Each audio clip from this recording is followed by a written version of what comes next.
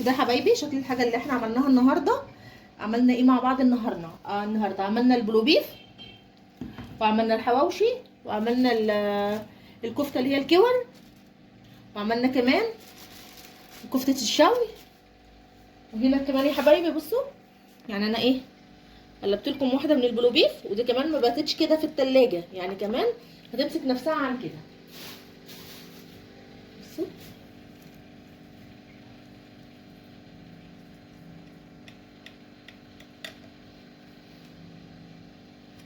عايزه اوريها لكم بس كده من جوه شكلها عامل ازاي، والريحه والله يا جماعه ما تفرقوها عن بتاعت بره. وكمان بتاعت بره النضيفه، اللي هو البلوبيف النضيف. بصوا حبايبي الدهون بتاعتها باينه فيها، كمان القطمه وهي طريه كده زي بتاعت بره، يعني مش اللي هي بتمسك قوي او تبقى وحشه معاكي، لا. فده يا حبايبي كان الفيديو بتاع النهارده، تكمله الفيديو امبارح. فيا ريت لو عجبكم الفيديو فعلوا زر الجرس واشتركوا في القناه عشان يوصلكم كل جديد.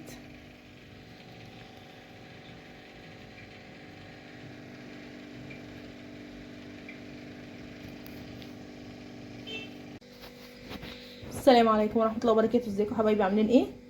تكمله الفيديو بقى امبارح. امبارح احنا عملنا مع بعض البسطرمه الاقتصاديه، وعملنا مع بعض البرجر. هنكمل النهارده وهنعمل ايه؟ بصوا حبايبي، انا هنا الحله دي خدت فيها بس نص من المفروم اللي احنا مجهزينه مع بعض من امبارح. طبعا اللي هيشوف الحلقه دي يشوف الحلقه اللي قبليها علشان يفهم احنا بنتكلم في ايه بالظبط، او ايه اللي احنا عملناه امبارح. طيب هنحط عليها دي قطعه من الدهن، قطعه صغيره اهي مفرومه. لو مش مفرومه كمان عادي ممكن تحطيها سليمه لو مش مفرومه.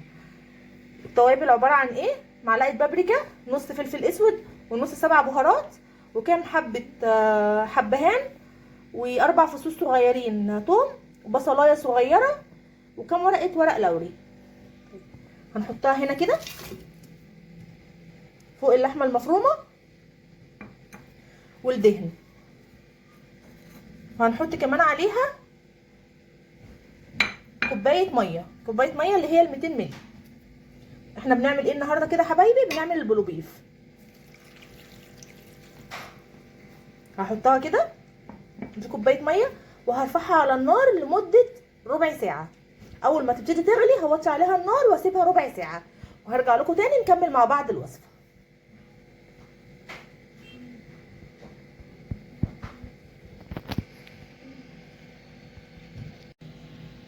بصوا حبايبي، انا دلوقتي لما قلبت كوبايه الميه في المفروم بتاعي حسيت ان كوبايه الميه قليله. تمام، يعني بصوا لما بقلب كده مفيش، هي شربت كوبايه الميه. فهحط عليها كمان نص كوبايه. طبعا ما نزودش كميه الميه، بس برضك نديها الميه بتاعتها اللي تقعدها على النار ربع ساعه. دلوقتي انا هرفعها على النار. بصوا كده بقى، كده فيها ميه اهي. انا هرفعها على النار وهرجع لكم تاني بعد ربع ساعه. ودلوقتي يا حبايبي بعد ما اللحمه المفرومه استوت معانا كده، طبعا هي لسه سخنه، لسه منزلاها من على النار. طيب انا سبتها ربع ساعه، حسيت ان هي البصلايه لسه ما استوتش فيها حلو، فسبتها كمان 5 دقايق. يعني هي قعدت معايا على النار 20 دقيقه بالظبط. هبتدي بس كل اللي هشيله ورق اللوري كده، وهسيب اي حاجه تاني فيها دي مش هشيلها، يعني ولا هشيل البصل ولا هشيل الثوم ولا الحبهان ولا اي حاجه من الحاجات دي. انا بس كده بدور ايه لو في ورق لوري تاني ولا حاجه.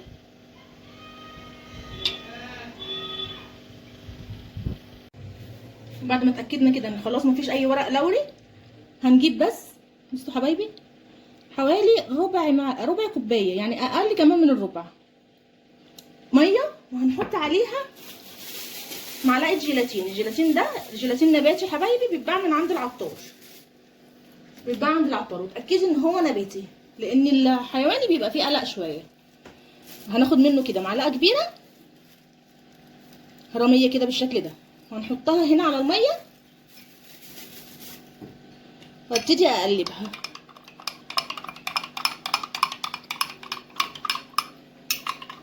بعد ما اتاكد كده ان الجيلاتين كله داب، هبتدي انزل بالخليط بتاع اللحمه ده معايا هنا في الكبه. بسم الله.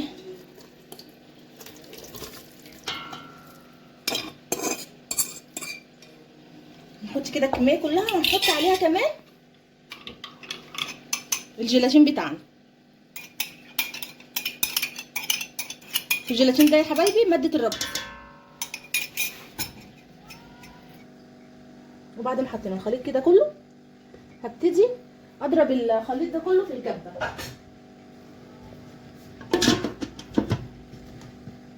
بسم الله. بعد ما ضربنا الخليط كده كله حبايبي مع بعض، هبتدي هنا كده اجيب العلب بتاعتي، وهنا انا دهناها بس مسحه زيت من جوه، علشان لما اجي اقلب الخليط ينزل بسهوله. هبتدي افضيها كده في قلب العلب.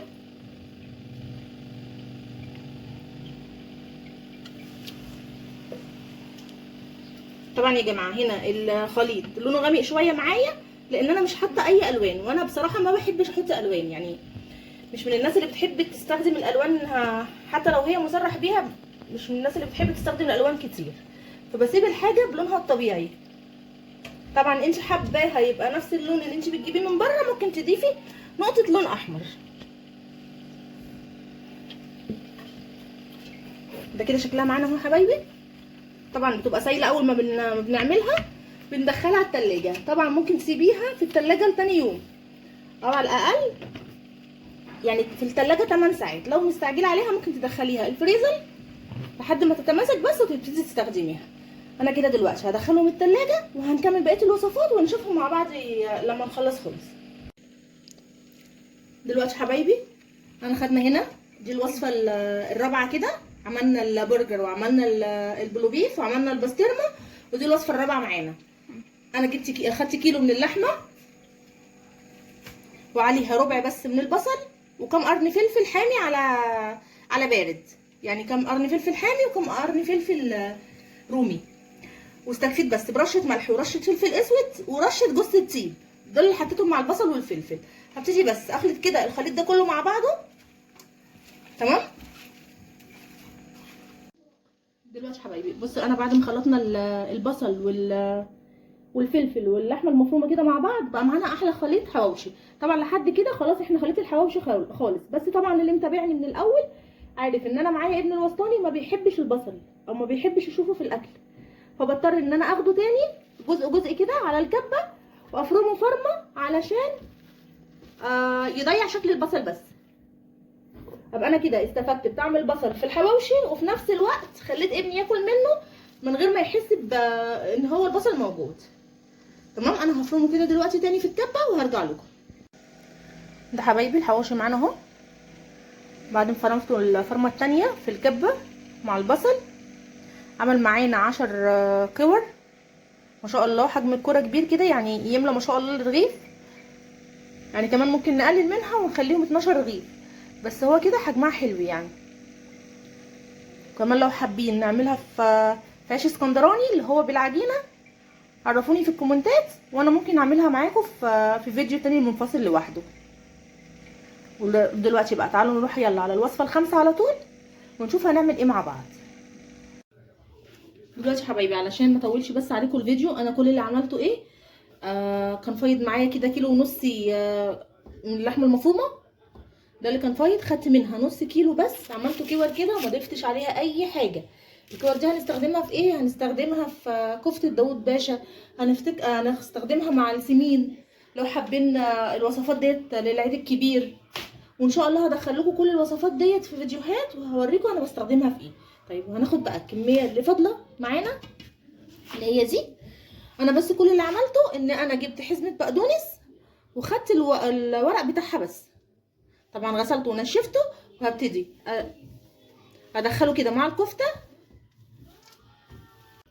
دلوقتي حبايبي بعد ما دخلنا البقدونس مع الكفته كده، دي هنعملها ايه؟ كفته شوي. كفته شوي عادي خالص، عايزه تحطيها في الصينيه ماشي، عايزه تدخليها الفرن ماشي، عايزه تحطيها على الفحم وهي متماسكه جدا ومش هتقع منك على الفحم ولا اي حاجه، فبالطريقه اللي انت تعجبك اعمليها. انا بس جبت هنا ميه، دي ميه ما فيهاش اي حاجه، تقدري برضو تصبعي بزيت، تقدري تصبعي بميه بصل اللي متاحه عندك ممكن تصبعي بيه. وجبت كده اي حاجه تكون رفيعه كده، وهبتدي اصبع عليها الكفته بتاعتي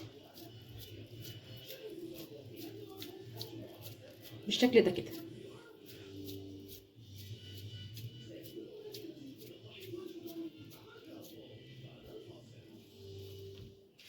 كده نعمل مع بعض واحده كمان. شوفوا بقى يا جماعه، احنا من 3 كيلو لحمه طلعنا منهم كام وصفه.